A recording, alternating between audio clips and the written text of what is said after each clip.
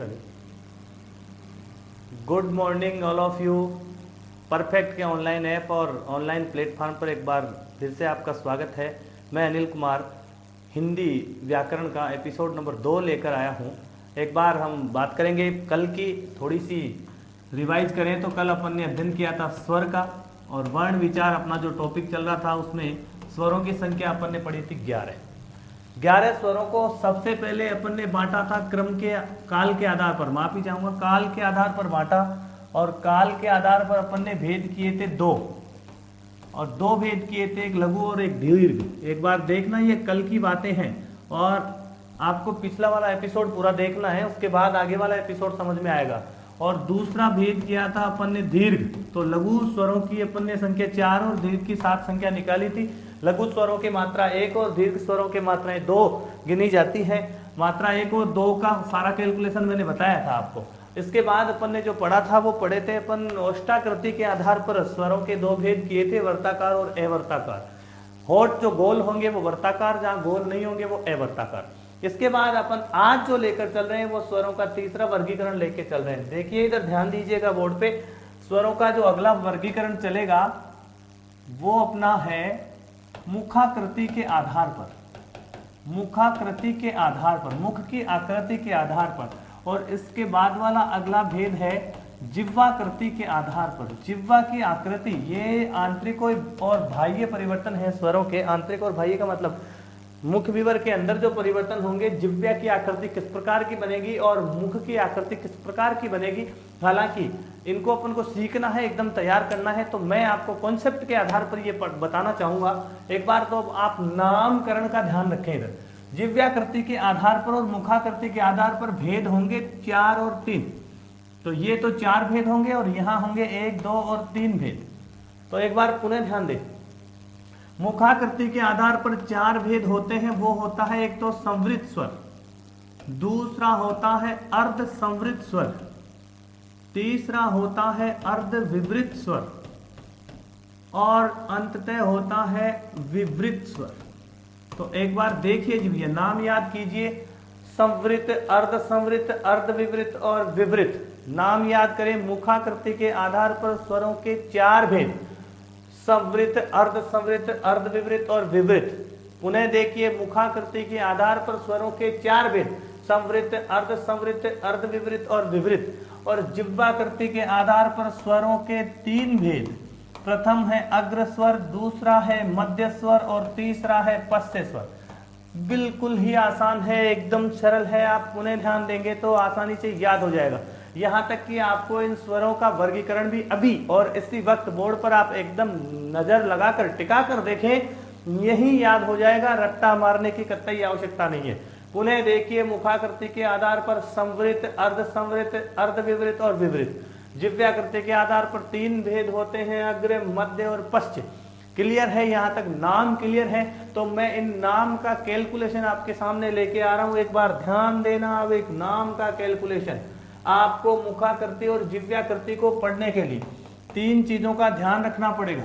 यहाँ पर तो जिह्वाकृति की 3 बातें, ये जिह्वाकृति, और यहाँ पर आप पढ़ेंगे मुखाकृति। देखिए जी, बोर्ड पे ध्यान रखिए, मैं अभी क्लियर कर देता हूँ मैटर को।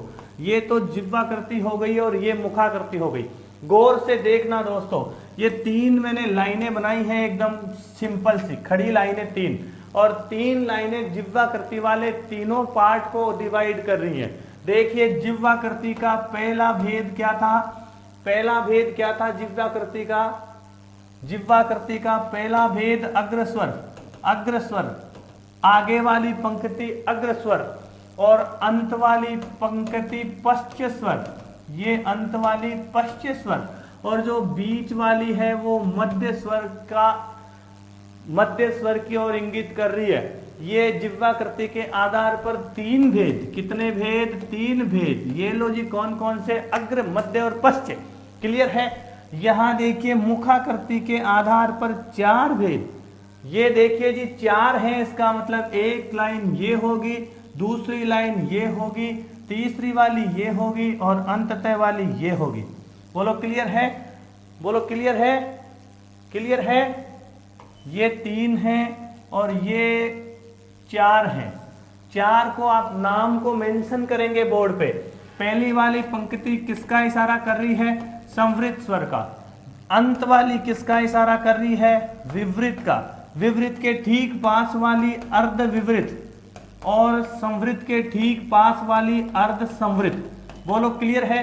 नाम आपने लिख लिया, बड़ी आसानी से इसका उत्तर प्राप्त हो जाएगा अपन को। अभी जिह्वाकृति के आधार पर तीनों भेद आ गए, अग्र मध्य और पश्चे। मुखाकृति के आधार पर चारों भेद आ गए, संवृत, अर्ध संवृत, अर्ध विवृत और विवृत। अब ये बात नहीं है कि ये है नहीं, हर जगह है, आपको याद करना है। अभी दिमाग में क्लियर हो जाएगा, आपकी इमेज बन जाएगी, पिक्चर बन जाएगी, क्लियर हो जाएगा मैटर। ध्यान दीजिएगा, अग्र स्वर कौन से होते हैं, मध्य स्वर कौन से होते हैं, पश्च स्वर। तो आप अब स्वरों को जाएं, स्वरों पर जाएं और पता लगाएं सबसे पहले कौन सा स्वर होता है, ए। तो मैं जहां लिख रहा हूं उसको आप दिमाग में डालते जाएं कि यहां लिखा गया था। तो सबसे पहले मैंने लिखा ए, सबसे पहले लिख दिया ए से अनार, पहला स्वर कंप्लीट। तो अब आप ए को पहचानेंगे तो साहब यहां पर मैं पहले लिखूंगा अग्र जिह्वाकृति वाला, फिर लिखूंगा मध्य, फिर लिखूंगा पश्च। बोलो क्लियर है? तीनों। और नीचे यहां इसके नीचे लिखूंगा सबसे पहले संवृत स्वर और फिर लिखूंगा अर्ध संवृत, फिर लिखूंगा अर्ध और विवृत और अंततः आएगा विवृत स्वर। बोलो क्लियर है? इसी प्रकार से है अपने पास में तीनों। अब आपको पढ़ना है, इसको कैच करना है भैया। इधर से हम कौन सी पंक्ति पर लिखे हैं, ए को मध्य पर। तो यहां जाएं और ए कौन सा स्वर हो गया? मध्य स्वर। किसके आधार पर? जिह्वाकृति के आधार पर। बोलो क्लियर? उसके बाद देखिए जी, उसके बाद देखिए क्या आएगा। इस वाली पंक्ति पे पढ़े तो पहले वाली लाइन किसको इंगित कर रही है? संवृत को। उसके बाद वाली अर्ध संवृत को, ये अर्ध विवृत को। इसका मतलब ए जिह्वाकृति के आधार पर मध्य था, लेकिन मुखाकृति के आधार पर अर्ध विवृत भी है। तो अर्ध विवृत पे जाओ और यहां लिख दो ए। बोलो, या तो यहां पढ़ लो, डायरेक्ट याद कर लो कि मध्य स्वर ए, अर्ध विवृत स्वर ए। क्लियर? लेकिन प्रश्न जब पूछा जाए जिह्वाकृति के आधार पर तो उत्तर मध्य देना है। जब प्रश्न पूछा जाए मुखाकृति के आधार पर तो अर्ध विवृत होगा। बोलो क्लियर है? अब उसके बाद वाला कैलकुलेशन देखना। ए के बाद क्या आता है? आ। बोर्ड पे देखते जाए, ए के बाद आ। अच्छा, आपको दिखेगा नहीं तो मैं थोड़ा सा चेंज कर लेता हूं कलर। ये हो गया साहब आ हो गया।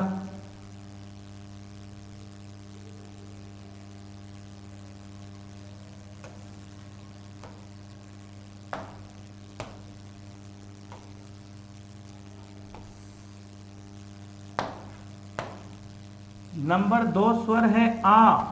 तो आ को पढ़ेंगे इधर से जिह्वाकृति के आधार पर। आ कौन सा स्वर हुआ? पश्च से, क्योंकि अंत वाली लाइन पे लिखा हुआ है। तो यहां देखिए पश्च से, यहां लिखे आ। और इधर से पढ़ेंगे मुखाकृति के आधार पर। तो संवृत के लाइन पे भी नहीं है, इनके भी नहीं है, इनके भी नहीं है। कहां है? विवृत वाली पंक्ति पे। तो यहां आ लिखेंगे विवृत। बोलो क्लियर है? एकदम क्लियर।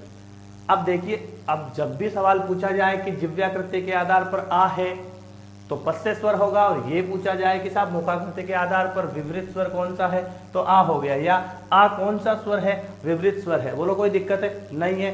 तो अब इसके बाद तीसरे स्वर पे चले, ई। तो देखना जहां पर लिखा जा रहा है उसको थोड़ा सा विशिष्ट देखना। और यहाँ नीचे लिखा है मैंने इसके ई। बाकी तो आप नीचे वाली पंक्ति पे नहीं आए, आप पढ़े आप ई को। पहले जिह्वाकृति के आधार पर पढ़े तो अग्र हो जाएगा क्या? बिल्कुल हो जाएगा। ये अग्र में ई और कौन होते हैं? ई। बोलो क्लियर है? उसके बाद चले आप ऊ और ऊ पे। जैसे आ रहे हैं ना वैसे आना है, ऊ और ऊ। बोलो क्लियर है? यहाँ सबसे पहले जिह्वाकृति के आधार पर ऊ ऊ क्या हो गए? पश्चे। ये पश्चे में चलो, आ तो था ही पश्चे, उसके बाद में ऊ और ऊ भी पश्चे हो गए। बोलो क्लियर है? क्लियर है कि नहीं? क्लियर है। तो अब पढ़े साहब, ये इधर से क्या है? तो न तो विवृत है, न अर्ध विवृत है, न ही अर्ध संवृत है। तो क्या है? संवृत है। यहाँ इस वाली लाइन पे नहीं आए तब तक संवृत है। तो संवृत स्वर कितने हो गए? 4, ई और ऊ। चलो संवृत पे, ये रहा ई दीर्घ, ऊ और ऊ दीर्घ। बोलो क्लियर है? क्लियर, बिल्कुल साहब, बहुत बहुत धन्यवाद। आगे चले और ई के बाद पढ़े री का वर्गीकरण या आधुनिक वर्गीकरण है। इसमें होता नहीं है री का डिवाइडेशन, और वैसे बहुत सारे विद्वान करते भी है री का। तो अभी री को भी बता दिया जाएगा। ए आई ओ औ। तो बोर्ड पे ध्यान दें, ए टच है इसके और आई टच है नीचे वाले के। ए आई, और फिर देखो ओ और औ। बोलो क्लियर है, ओ और औ। तो ए अर्ध संवृत, बोलो क्लियर है, अर्ध संवृत के पास लगा दो ए। तो ए और भी है क्या अर्ध संवृत? बिल्कुल है, कौन? ओ। ए और ओ दोनों क्या हो गए? अर्ध संवृत है। उसके बाद देखो अर्ध विवृत पर आई, तो अर्ध विवृत ये है, एक ए तो था ही, साथ में कौन हो गया? आई। ए भी अर्ध विवृत है और आई भी अर्ध विवृत, ठीक है।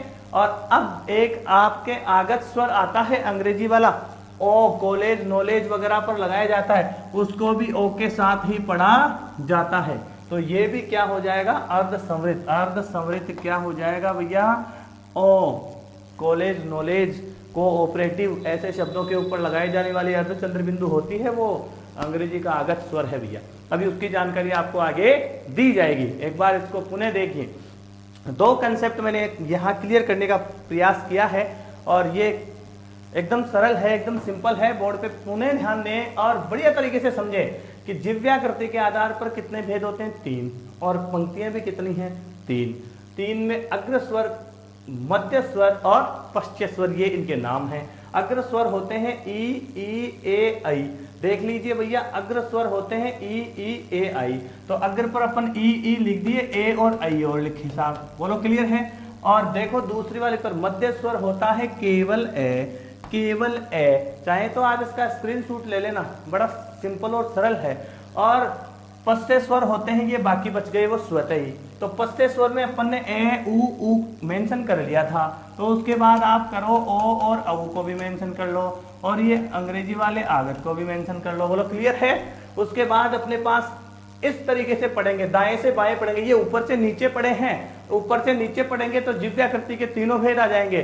दाएं से बाएं पढ़ेंगे तो मुखाकृति के 4 भेद आ जाएंगे। तो देखना साहब, ये संवृत है ना, ये हो गए 4, ई दीर्घ और उ दीर्घ दोनों हो गए, ये लो जी 4 हो गए अपने पास। उसके बाद अर्ध संवृत ए और ओ, ए और ओ, और आगत वाला भी इनके साथ ही। इसके बाद में अर्ध विवृत आई, ए और औ, बोलो क्लियर है, हैं?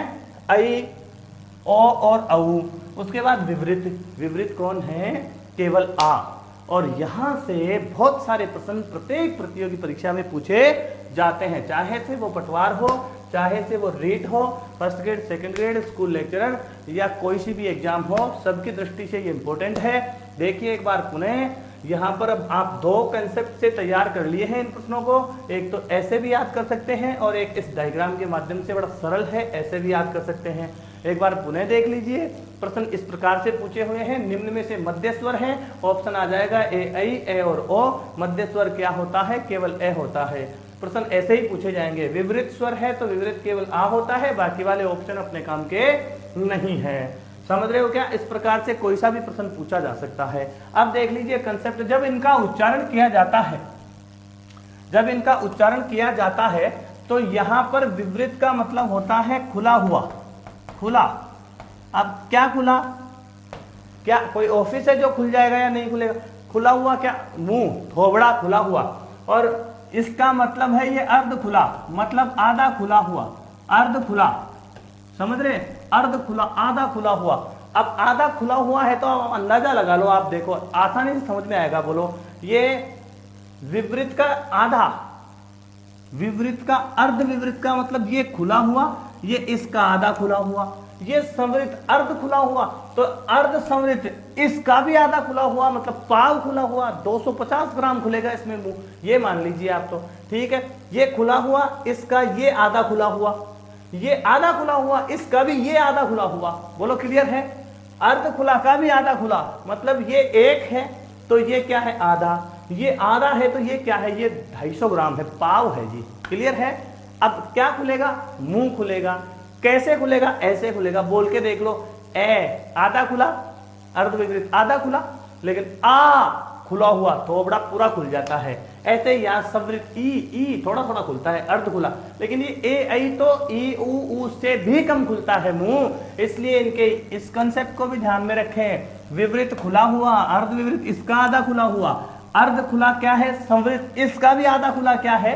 अर्ध संवृत। और अपना काम क्लियर हो जाता है। एक बार पुनः देख लें, जल्दी फास्ट देखें। अग्र स्वर 4 होते हैं, ई, ए, आई। मध्य स्वर 1 होता है ए, पश्च होते हैं दोनों उ, ओ, औ और आ। इसके बाद देखिए संवृत होते हैं 4, ई, दीर्घ ई, उ दीर्घ उ। अर्ध समृद्ध दो ए और ओ, और अर्ध विवृत ए औ, और विवृत होता है केवल आ। बोलो, मैं उम्मीद करता हूँ एकदम क्लियर समझ में आ गया होगा। आप चाहें तो इसका स्क्रीनशॉट ले लें और मैटर को आगे लेके चलते हैं भैया दोस्तों। प्रयास रहेगा कि आपको अच्छा सा अच्छा टॉपिक दिया जाए, अच्छा सा अच्छा मैटर दिया जाए। आप भी कमेंट करके बताएं, अच्छा लगे तो अच्छा बताएं, अच्छा नहीं लगे तो आप डिसलाइक भी कर सकते हैं, आपको पूरा अधिकार है। लेकिन फिर एक बार कहूँगा कि ये कुछ कक्षाएं आपको YouTube पर भी मिल जाएंगी, हमारे ऐप पर भी मिल जाएंगी। आप इनको लाइक करें, शेयर करें, सब्सक्राइब करें चैनल को, और अपने दोस्तों को भी सब्सक्राइब करने के लिए कहें। आगे से आगे इस मुहिम को बढ़ाएं, आप भी इस मुहिम का हिस्सा बने, हमें भी अच्छा लगेगा और मेहनत करने का प्रयास किया जाएगा। ठीक है साहब, आगे बढ़ते हैं और लेके चलते हैं आपको 11 स्वरों के बाद व्यंजन पे। और व्यंजन कितने होते हैं ये आप सब जानते हैं। व्यंजन कितने होते हैं? 33 होते हैं। और उच्चारण कैसे होगा? स्वरों की सहायता से। उच्चारण कैसे होगा भैया? स्वरों की सहायता से। अर्थात प्रत्येक व्यंजन के उच्चारण में किसका सहयोग होता है? स्वर का। जैसे आप कह रहे हैं साहब के का उच्चारण करने के लिए आपने किसका प्रयोग किया है? ए का। आपने बचपन में 12 कड़ी पढ़ी होगी, वो था स्वर व्यंजन का कैलकुलेशन, उनको मिलाना। के जैसे आपने का पढ़ा होगा तो किसका मेल पड़ा होगा? आ का। आपने की लघु पढ़ा होगा तो किसका मेल पड़ा होगा? ई का। आपने की दीर्घ पढ़ा होगा, पढ़ाई था होगा क्या? तो आप पढ़े थे दीर्घ ई। आपने कू पढ़ा तो आप पढ़े ऊ, और आपने अगर कू पढ़ा तो आप पढ़े ऊ दीर्घ। अगर के पढ़े हैं तो क्या पढ़े हैं? ए। और अगर कई पढ़े हैं तो क्या पढ़े हैं? आई। और आपने अगर क्या पढ़ा है? को, तो क्या पढ़ा है भैया? ओ। और अगर आपने कऊ पढ़ा है तो क्या पढ़ा है? औ। अगर आपने के अनुस्वार पढ़ा है तो ये जो अनुस्वार, और अगर आपने के बाद में 2 बिंदी पढ़ी है तो आपने पढ़ा है विसर्ग, जो कल मैं बता चुका। ये दोनों अयोगवाद ध्वनियां हैं। अयोगवाद ध्वनियों का मतलब होता है कि ये स्वर व्यंजन तो नहीं है, कल भी बताए थे, स्वर भी नहीं है, व्यंजन भी नहीं है, लेकिन ये अयोगवाद ध्वनियों के आधार पर चिन्हों के रूप में लेखन और उच्चारण के साथ हिंदी जगत में काम में लिए जाते हैं। तो ऐसे ही व्यंजनों का 33 का आप वर्गीकरण भी पढ़ेंगे और 33 व्यंजनों को जानेंगे भी। तो जी आगे बढ़ते हुए हम देखेंगे वे वर्ण जो स्वरों की सहायता से उच्चारित होते हैं व्यंजन कहलाते हैं। ये सामान्य परिभाषाएं सभी विद्यार्थी जानते हैं। तो व्यंजनों के पार्ट कितने होते हैं, भाग कितने होते हैं? तो ये कुल मिलाकर अपन सामान्य तरीके से अगर व्यंजनों को बांटें, विशिष्ट तरीकों से बांटेंगे यदि आधार पर किसी ना किसी को आधार लेके, तो और भी ज्यादा वर्गीकरण होंगे। लेकिन सामान्य बात करें अपन तो देखो व्यंजनों का जो वर्गीकरण है ना वो 3 भागों में किया जाएगा, केवल 3 पार्ट होंगे। तो बोर्ड पे देखिए कौन कौन से पार्ट होंगे। तो नंबर 1 है और उस पार्ट का नाम है स्पर्श व्यंजन। बोर्ड पे ध्यान दें बेटा, कौन सा पार्ट है? स्पर्श व्यंजन। स्पर्श व्यंजन वे व्यंजन जिनके उच्चारण में मुख विवर का कोई भी अवयव स्पर्श होता है। मुख विवर के अवयव भी आपको अभी बताए जाएंगे, कंठ, तालु, मुर्दा, दंत, ओष्ठ, जो भी है आपके हैं नासिक के वगैरह, उन सबका भी यहाँ बताया जाएगा अगला एपिसोड में या इसी में भी हो जाए। तो स्पर्श व्यंजन जो अपने हैं वो मुख विवर के किसी भी अवयव को स्पर्श करके, टच करके बाहर आते हैं, इसलिए इनको स्पर्श व्यंजन कहा है। और ये जो कुल 33 होते हैं उनमें से, उन 33 व्यंजनों में से 25 व्यंजन तो केवल कौन से होते हैं? स्पर्श व्यंजन होते हैं। 25 व्यंजन स्पर्श व्यंजन होते हैं भैया। क्लियर है? अब स्पर्श व्यंजन इनको खुद को भी, जो स्पर्श व्यंजन है इनको खुद को 5 वर्गों में बांटा है। 3 वर्गों में व्यंजनों को बांटा है। उनका पहला पार्ट है स्पर्श व्यंजन, उनको खुद को स्पर्श व्यंजनों को 5 वर्गों में बांट दिया। वर्ग, अब वर्गों में कैसे बांटा है तो वो देख लीजिए आप। ये वर्गों में ऐसे बांटा है, पहला वर्ग इसे कहेंगे, ये कै वर्ण से प्रारंभ होगा तो इसे कहेंगे कै वर्ग। बोलो क्लियर है? अब कै वर्ग, एक वर्ग में 5 वर्ण होते हैं, कै, खे, गे, घे, रे, चे, छे, जे, झे, ये।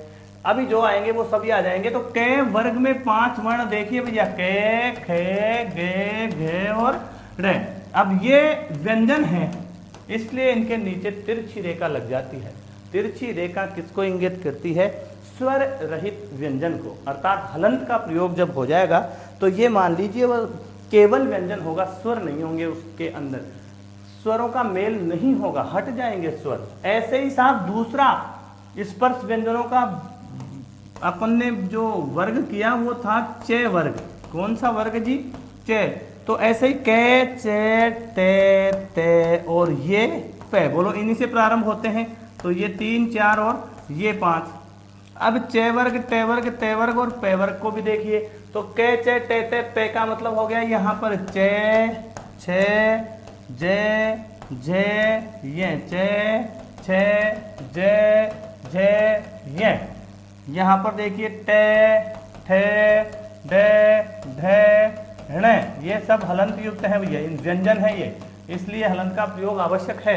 यहाँ पर देखिए ते, थे, दे, ते, थे, दे, धे, ने, पे, पे, बे, भे, में। ये लो जी साहब, ये अपने पास में कितने वर्ग हुए? 5 वर्ग, और 5 वर्गों में ते, थे, दे, धे, ने, 5 वर्गों में कितने वर्ण हो गए? 25। अब इन 25 वर्णों का कैलकुलेशन देखिए, तो आप इधर बोर्ड पे ध्यान दीजिए। ये मैंने ये अंडरलाइन के अंदर कर दिया, ये हैं इन 25 वर्णों के पंचमाक्षर। पंचमाक्षर का मतलब समझते हैं? बिल्कुल जी, 5वां अक्षर, ये पंचमाक्षर। बोलो क्लियर है? प्रत्येक पंचमाक्षर को क्या होता है? नासिक्य। प्रत्येक पंचमाक्षर क्या होता है? नासिक्य होता है। और ये जो उच्चारण हो रहा है ना उनका, नासिका से हो रहा है। और यहाँ काम हो रहा है भैया किसका? कंठ का, तालु, मूर्धा, दंत और कौन है? ओष्ठ भाई साहब। बोलो क्लियर है? इनका उच्चारण हो रहा है के वर्ग का कंठ तालु, कंठ से, चे का तालु से, ते का मूर्धा से, ते का दंत से और पे का ओष्ठ से उच्चारण स्थान है। स्पर्श व्यंजन अभी कहा ना अपन ने, तो ये कंठ को स्पर्श करके ये तालु, मूर्धा, दंत और ओष्ठ को स्पर्श करके बाहर आ रहे हैं। और ये पांचों किसको? नाक से बोले जाते हैं। बताओ आज तक नाक से बोले हो? नहीं। इसलिए ध्यान रखना, किताबों में लिखा हुआ हो या कोई पढ़ा रहा हो, ये नाक से नहीं बोले जाते भैया। इनका उच्चारण तो थोबड़े से ही होगा, मुंह से ही होगा। केवल नाक से वायु निकलेगी, तो हवा का प्रमुख अंश तो नाक होगा, लेकिन उच्चारण तो मुंह ही करेगा।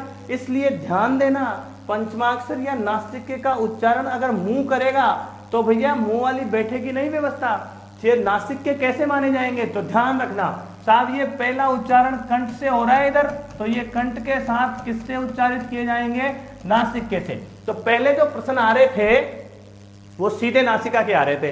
पंचमाक्षर जो भी हैं ये में, ये सब नासिका से उच्चारित होते थे। तो विकल्प में भी क्या आता था? कंठ, तालु, मूर्धा, दंत और नासिका, और नासिका अपन उत्तर दे के आते थे। समझ रहे? आजकल प्रश्न वो नहीं आ रहा। आजकल विकल्प में आपको ये देखने को मिलेगा कंठ, नासिका। तो ध्यान रखना कि यहाँ पर देखिए स्पर्श व्यंजन के वर्ग कंठ से उच्चारित हो रहा है, तो निश्चित रूप से कंठ के साथ साथ नासिका से उच्चारित होगा। इसलिए कंठ नासिका से उच्चारण हो गया। दूसरा नंबर वाला है तालु, तो ये किससे हो गया? तालु प्लस नासिका से। तीसरा क्या है भैया? मूर्धा, तो ये किससे उच्चारित होगा? मूर्धा धन नासिका। बोलो क्लियर है? और कंठ, तालु, मूर्धा ये दंत से है, तो दंत और नासिका। और अगला क्या है? ओष्ठ और नासिका। ये लो जी, इसका मतलब ये हुआ कि ये उच्चारित नासिका से नहीं हो रहे, उच्चारित तो मुंह से हो रहे हैं। मुंह के कौन से अवयव से हो रहे हैं? कंठ से, तालु से, मूर्धा से, दंत से और ओष्ठ से। वायु का प्रमुख अंश कहां से आ रहा है? नाक से, इसलिए इनको नासिक वर्ण कहा गया है। लेकिन नासिक का उच्चारण स्थान नासिका के साथ साथ मुख्य अवयव भी होते हैं। तो विशेष रूप से ध्यान रखना, कंठ नासिका, तालु नासिका, मूर्धा नासिका, दंत और ओष्ठ नासिका से ही इनका उच्चारण होता है। बाकी बचे हुए प्रारंभिक 4 वर्णों का उच्चारण पहले वर्ग का कंठ से, दूसरे का तालु से, तीसरे का मूर्धा से, चौथे का दंत से और पांचवे का किससे होता है? ओष्ठ से होता है। बोलो क्लियर है एकदम? और ये कितने वर्ग हो गए? ये 5 वर्ग हो गए। स्पर्श व्यंजन बांटे अपन ने व्यंजनों के 3 भाग किए, जिसमें पहला भाग किया स्पर्श व्यंजन। स्पर्श व्यंजनों को 5 भागों में बांटा, जिनमें कुल 25 वर्ण होते हैं। एक वर्ग में कितने होते हैं? 5। वो तो 5 वर्गों में कितने हो गए? 25 हो गए। चलो जी, धन्यवाद। इसके बाद अब दूसरा भेद अपन लेके चलेंगे। तो ये क्लियर हो गया एकदम? चाहो तो आप स्क्रीनशॉट ले लो। ककेरा है ये तो, ककेरा तो आपको बचपन से आ रहा है, अब नहीं आ रहा है तो क्या दिक्कत है, आ जाएगा। अब दूसरा जो भेद है अपना वो देखिए जी भैया।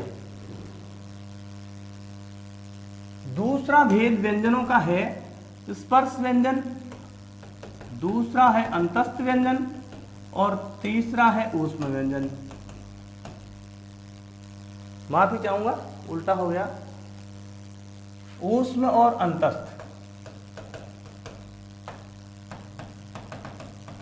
बोलो, ऊष्म का मतलब गर्म होता है क्या? एकदम गर्म होता है। तो ये तो दूसरा पार्ट हो गया इनका, ये सेकंड है, ये थर्ड हो गया। व्यंजनों के 3 भाग हो गए। 25 अपन ने ले लिए, तो 33 व्यंजन करने के लिए अपन को केवल 8 पढ़ने हैं। तो 8 देखिए भैया। ऊष्म का मतलब होता है गर्म। तो ये जो 2 अवयव इतने निकट आ जाते हैं, मुख के अवयव 2, कंठ, तालु मान लो, मूर्धा, दंत मान लो, ये पास आ जाते हैं। तो इनके बीच का जो मार्ग है ना वो छोटा हो जाता है, सकड़ा हो जाता है। और बीच वाला मार्ग जब सकड़ा हो जाता है तो ये जो वर्ण है बीच में से रगड़ के निकलते हैं। जब रगड़ के निकलेगा, कोई रगड़ का ऐसे मारो गर्म हो जाएंगे हाथ, तो रगड़ के निकलेगा तो गर्म हो जाएगा, इसलिए इनको ऊष्म कहा है। बोलो, ऊष्म कितने होते हैं? 3 होते हैं। ये से और ये से। बोलो, तीनों से होते हैं? एकदम क्लियर है। लेकिन है से हलवाई को काकल के साथ साथ ऊष्म भी माना जाता है, तो से और है ये ऊष्म होते हैं। अब आपको ये पता लगाना है कि साहब इनका क्रम क्या है। क्रम, ये पहले कौन सा से आता है, उसके बाद कौन सा से आता है, उसके बाद कौन सा से आता है। तो ध्यान रखना, ये तो है कंठ, ये है तालु, ये है मूर्धा और ये है दंत और ये है ओष्ठ। ये इनके आधार पर इनका क्रम चेक कर लें आप, तो कंठ से किसी भी प्रकार के से का उच्चारण नहीं होता। तालव्य से, मूर्धन्य से, दंत्य से और तालव्य से, ये लो जी, ये इनका क्रम है। पहले से ठीक लिखा हुआ है, एकदम क्लियर। ये क्रम बहुत बार प्रतियोगी परीक्षाओं में पूछा जाता है प्यारे विद्यार्थियों। से और से का क्रम होगा, इनको 3-4 तरीके से लिख देगा, आगे पीछे कर देगा। पहले ये तालु से उच्चारित, मूर्धा और दंत से, ये क्रम है। पहले ये से आएगा, ये से। इनको कहा जाता है इनके ही नाम से। ये तो तालव्य से, कौन सा जी? तालव्य। और ये मूर्धन्य और ये कौन सा है? दंत। ये तीनों से के नाम है। क्लियर? आखिरी पार्ट हुआ अपना, वो क्या है? अंतस्थ। अंतस्थ कितने होते हैं? 4 ये होते हैं। 4 वो 25 और 8 कितने हो गए? 33। अब अंतस्थ 4 कौन से होते हैं वो भी देखो। कौन से होते हैं भैया? ये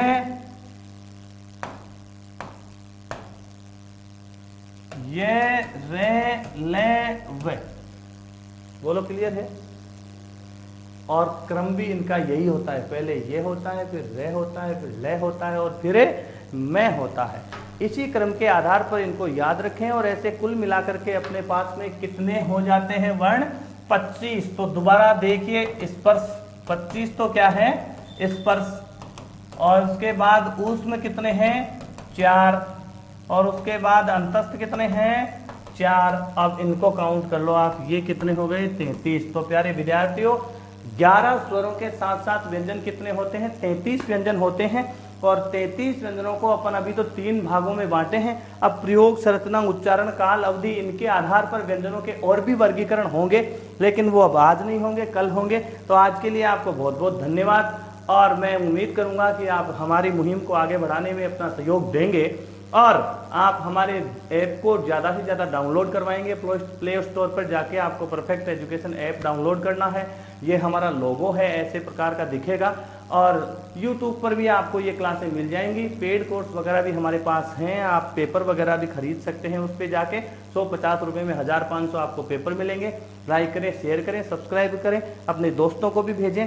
बहुत बहुत धन्यवाद। और इसी मैटर को आगे बढ़ाते हुए कल मैं फिर आऊँगा आपके सामने लेकर के व्यंजनों के अगले क्रम को। तब तक के लिए जय हिंद।